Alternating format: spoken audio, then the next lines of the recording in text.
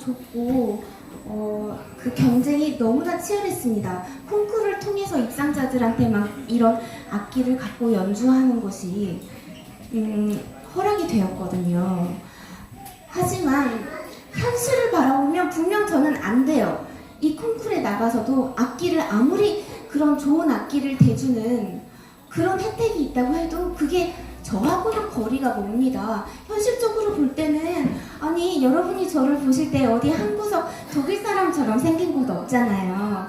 근데 이왕이면 국보급 명기를 독일 사람한테 제공해주고 싶지 누가 봐도 외국 사람한테 주고 싶지 않을 거 아니에요. 그리고 저보다 뛰어난 사람도 너무나 많은데 그런 현실은요 지금도 계속되는 것 같습니다. 현실을 직시하면 절망밖에 밀려드는 것이 없는 것 같습니다.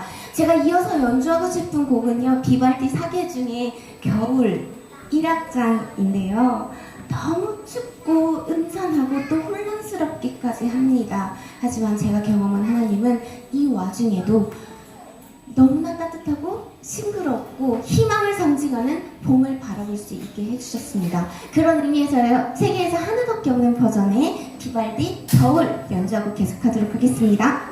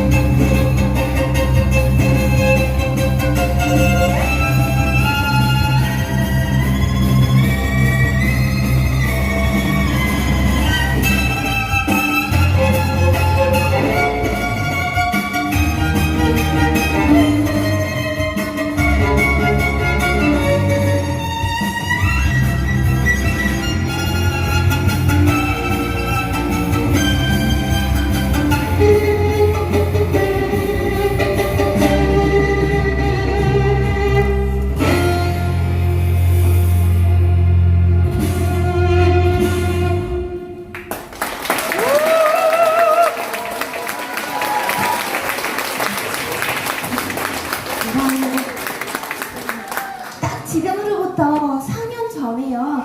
여기 제주 아트홀인가? 거기에서 KCTV 소총으로 와서 이런 디발디 곡들을 가지고 밴드하고 단독 공연을 한 적이 있어요. 그런데 이렇게 4년 후에 또 정말 특별한 곳에서 특별한 이유를 가지고 이렇게 연주할 수 있다는 게 참 감사합니다. 제가 몇 가지 사진을 좀 준비를 해봤어요.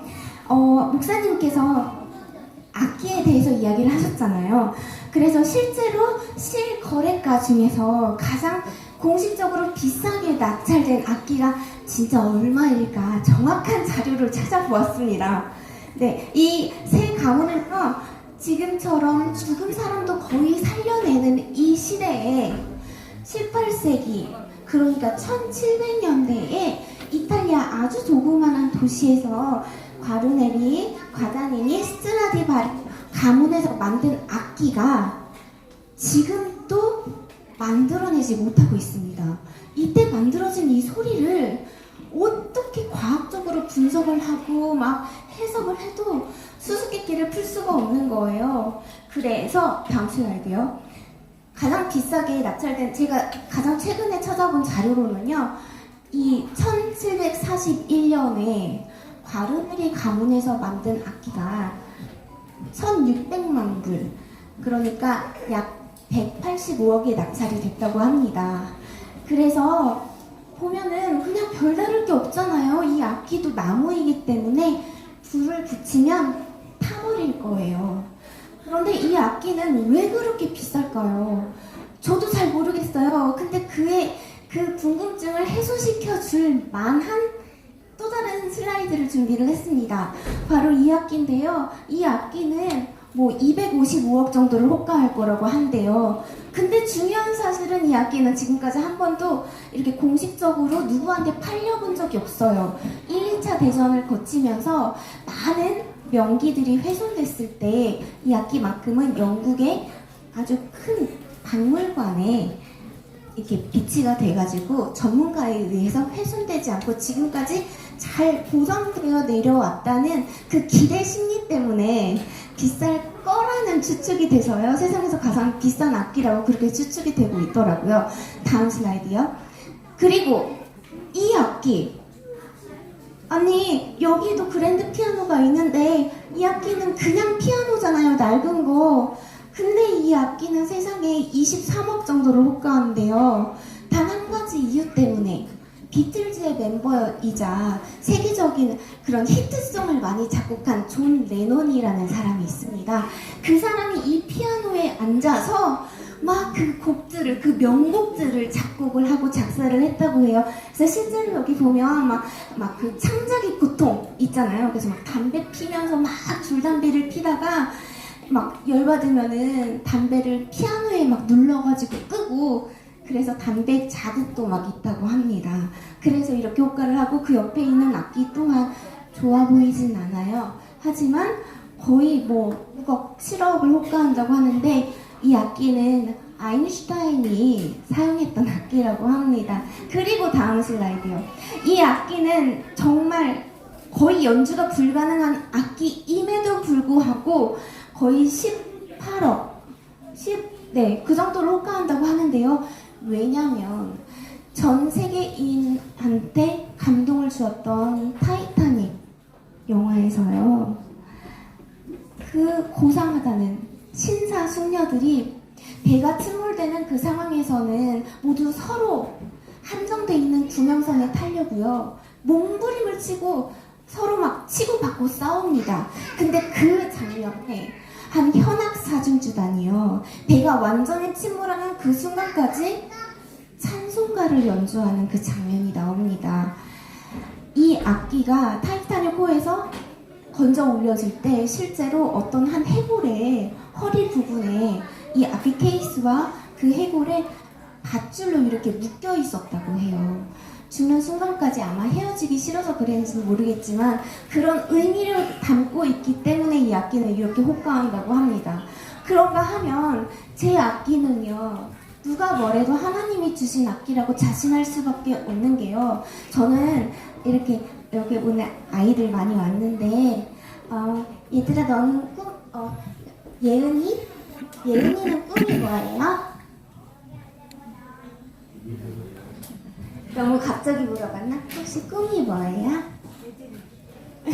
아직 모르나? 아니, 당연히 있겠지. 있는데, 갑자기 물어봐서 그런지는 모르겠는데요. 저는 엄마가 바이올리니스트세요. 그러니까 엄마한테 레슨을 공짜로 받을 수가 있었단 말이에요.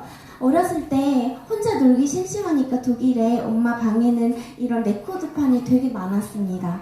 그럼 그거 보면서 꺼내보면서 그 연주자들, 세계적인 연주자라고 하는데 보면 항상 빠지지 않고 들어있는 게 이 음반은 어떤 악기로 녹음을 했습니다 가 딱 나와 있어요.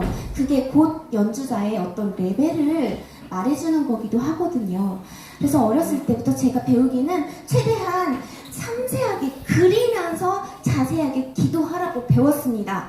누가 저한테 그런 악기 준다고 아무도 말 안 해줬고요. 내가 그런 악기 갖고 싶다고 하면 다 웃었을 거예요. 그런데 저는 그때 당시 뭣도 모르고 기도하기를, 하나님, 저는요 보니까 사람들이 스트라디바리가 더 대중적으로 유명한데 저는 그 악기는 조금 음색이 날카로워서 별로고요.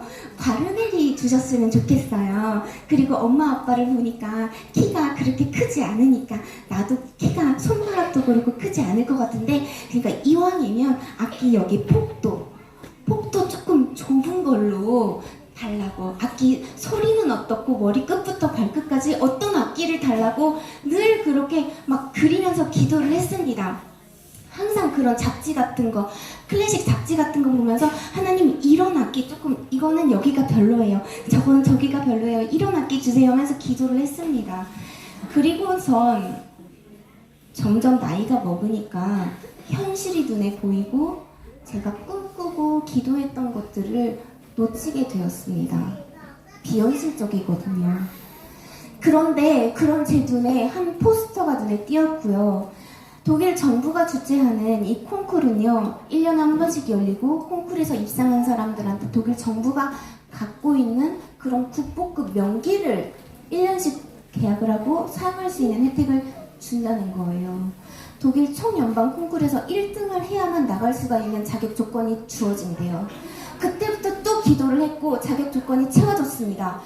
이 콩쿠르가 열리는 곳은 왕복 1700km가 떨어져 있는 곳이었습니다. 그러니까 어떻게 보면 하루 전날 이동해서 거기서 하룻밤을 자고 컨디션 조절을 해서 최상의 컨디션으로 연주를 해도 안 될 확률이 훨씬 많아요. 하지만 저는 간다고 해서 된다는 보장이 없기 때문에 하룻밤의 숙박비라도 한 끼 식사비라도 아끼려고 밤기차를 타려고 올라가려고 서 있었습니다. 밤 11시 반에 출발하는 그 밤기차를 타면 8시간 동안 기차 안에서 쪽잠을 자고 내리면 컨디션 조절은 안 된다고 봐야 돼요. 사람들이 한국만 떠나면, 예를 들면 이 치열한 교육열, 막 치맛바람이라고도 표현을 하잖아요. 그런 게 없다고 생각하십니다. 그건 큰 오산입니다.